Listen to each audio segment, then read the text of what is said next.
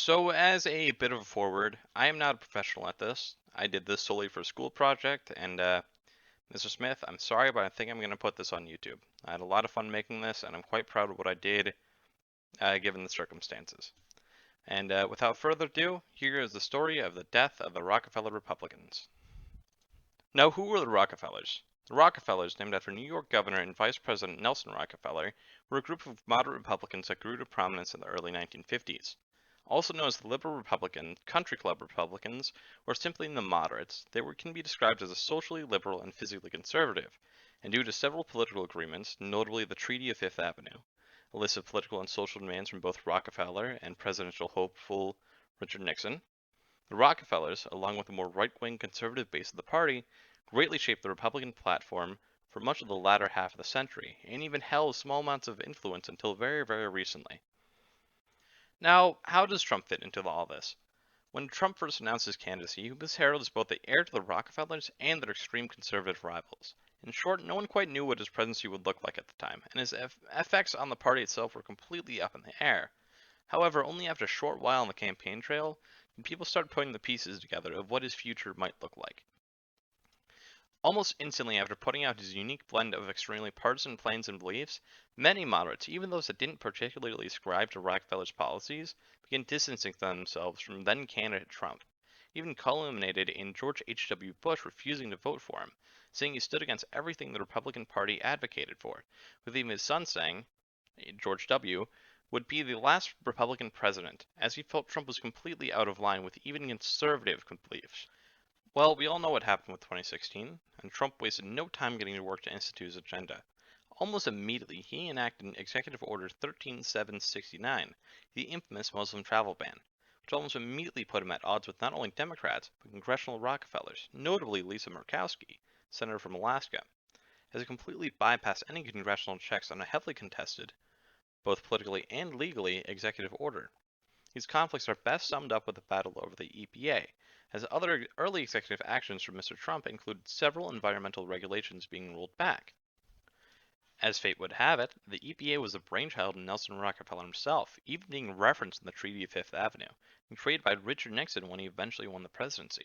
So it should come as no shock whatsoever that congressional Rockefellers were completely opposed to the move. However, there's a lot more to the EPA besides policy.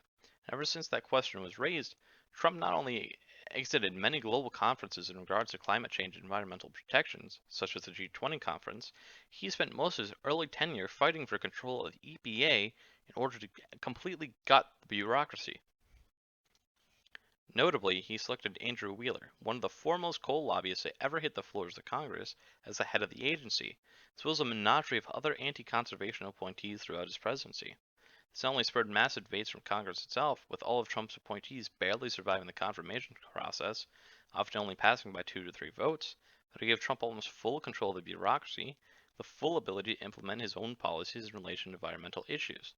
Additionally, it also gave Mr. Trump unilateral control over the agency's rulemaking authority, or the individual power to enforce applicable law. It kept the agency completely in his back pocket.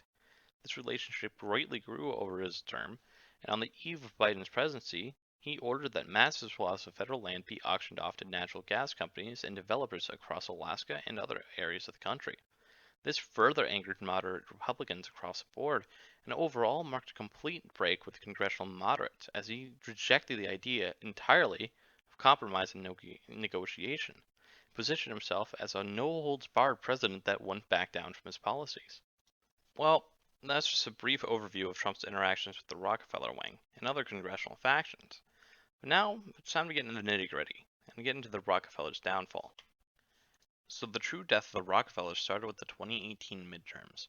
Now, as a bit of context, one of the biggest and obvious aspects of Trump's presidency was his flamboyant use of social media to rile up his base. So it should come as no surprise that he utilized it to effectively wage war against moderate Republicans who opposed his policy. Almost immediately, his social media-based endorsements took off, getting people to the polls and pushing turnout to the highest in almost a century, specifically within the Republican primaries, in order to dethrone long-standing moderate voices. However, as we all know, the Democrats walked away with this election handily, picking up a near record of 41 new seats in the House and safeguarding against any major losses in the Senate. However, there was quite a bit of activity on the Republican side that culminated in several key Rockefeller-esque figures losing their seats outright in the midterms.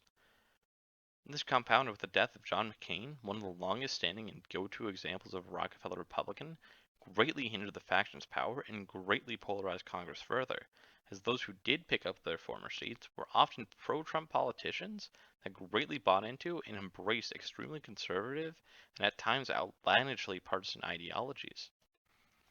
However, it wasn't all doom and gloom for the Rockefellers. Both Lisa Murkowski and Susan Collins, the two go-to Senate Rockefellers, were both spared re-election during 2018 and the fate of their House counterparts, and due to the term differences were able to uphold their more liberal positions without any major political risk, and still prove that the faction had a bit of force behind it, and could even prove to be a constant thorn in Trump's side throughout the back half of his presidency. For the remainder of Trump's term, moderate approaches and compromises routinely silenced in favor of more radical and extreme measures. This is best seen in Trump's Supreme Court projects and appointments.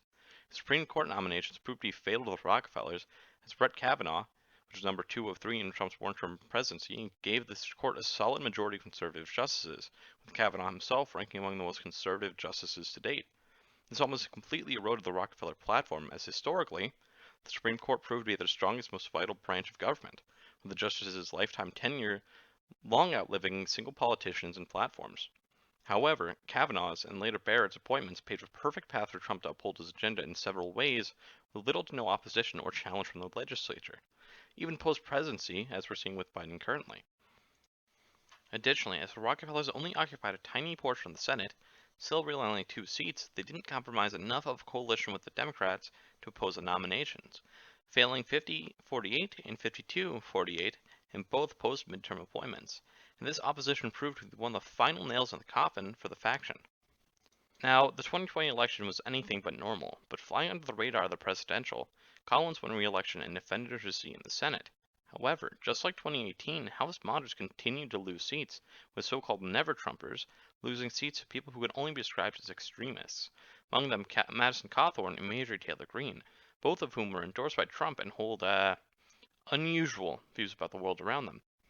However, I'd be remiss if I didn't mention the elephant in the room, that being Trump's fraudulent claims of voter fraud, which both Ms. Murkowski and Ms. Collins heavily denounced, which put them even at further odds with Trump and his following.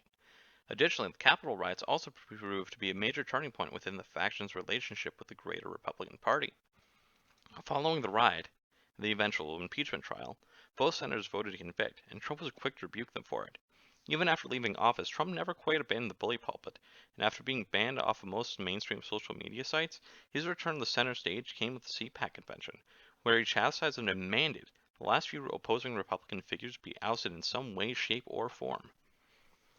Almost immediately after, not only was Lisa Murkowski, Cindy McCain, and other Rockefeller-esque figures censured by their respective states' GOPs, but other moderates that battled Trump's agenda, or even voted to impeach, were also ousted, leaving the Republican Party solely in the hands of Trump and his allies.